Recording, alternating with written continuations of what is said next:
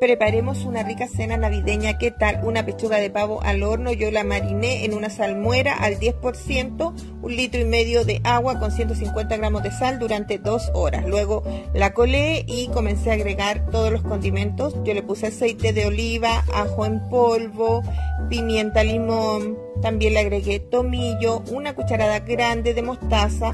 Le agregué una taza de sidra de manzana. Ocupa la sidra que tú encuentres, salsa de soya, paprika, miel, y todo esto lo sobé bien sobadito. Lo dejé con la malla puesta y lo pasé a una fuente de horno, y todo el marinado se lo agregué y le puse un poquito de sal, sí, al marinado, y luego lo cubrí con papel de aluminio y lo tuve 70 minutos a 170 grados. Luego le saqué el papel y lo tuve 20 minutos más sin el papel y luego lo troceé. Puse piña y salsa parrilla por los lados y quedó realmente exquisito. Espero que lo disfrutes. ¡Mua!